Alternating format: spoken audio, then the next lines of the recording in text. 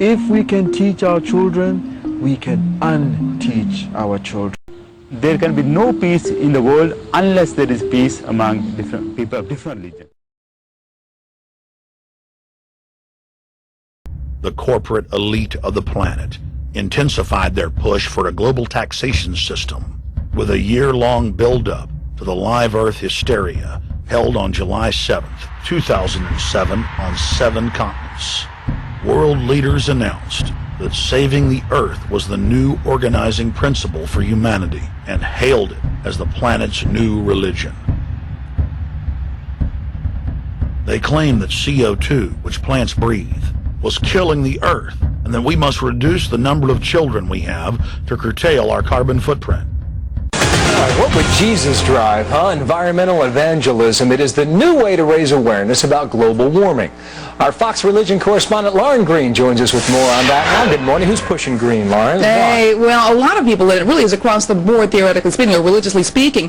Here are the top green religious people, according to Live Earth. We've got Reverend Joel Hunter. He's the senior pastor at Northland Church in Longwood, Florida. He actually was offered the head of the Christian Coalition, but turned it down because he wanted to focus on issues like poverty and environmental protection. We've got Norman Hobble. He's a theology professor out of Australia. He edited something called the Earth Bible. Then, of course, there's Pope Benedict XVI, and yesterday he issued a statement that said the people of faith must listen to the voice of the earth or risk destroying its very existence. We also have the Archbishop of Canterbury, Rowan Williams, head of the Anglican Church, and, of course, the Buddhist leader, the Dalai Lama. But one thing you should add to this list is the National Evangelical Association, because 2 years ago it issued a letter to 50,000 members of its churches, which means that's 30 million evangelicals, saying that we affirm that God-given dominion is a sacred responsibility and that government has an obligation to protect its citizens from the effects of environmental degradation. So it is a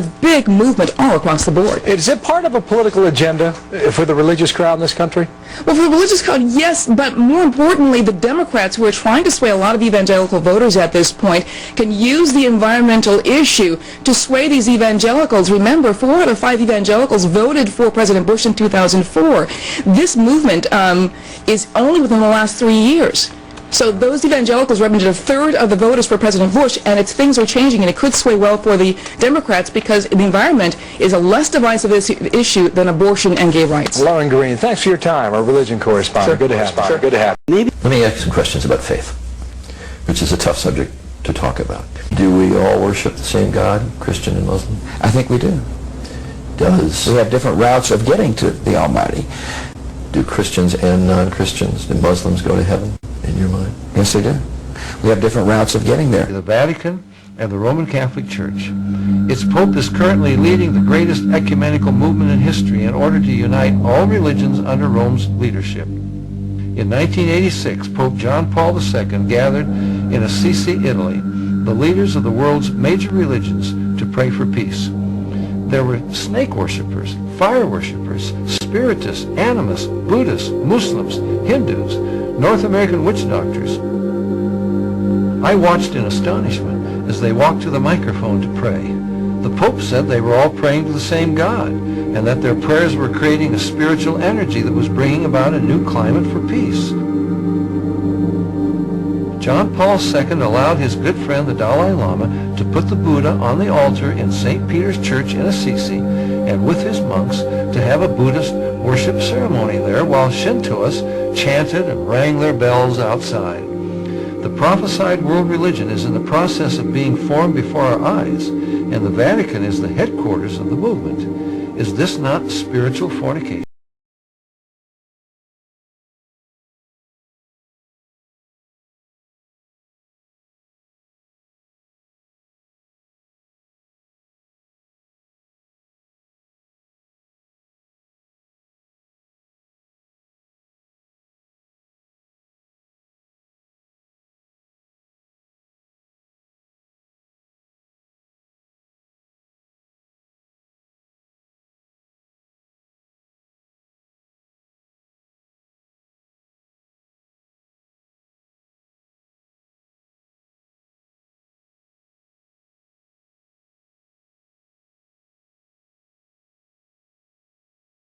I want to bring in Giles Clark. Now, you were talking about the other demonstrations that are happening around the world. Giles was in New York and Wall Street earlier this week. Giles, tell us what's going on here.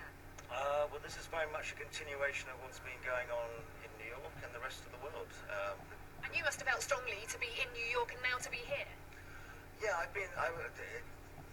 like millions of others, there's been this growing anger towards the financial system. Do you think it's going to require collapsing the American government? Personally, I think so.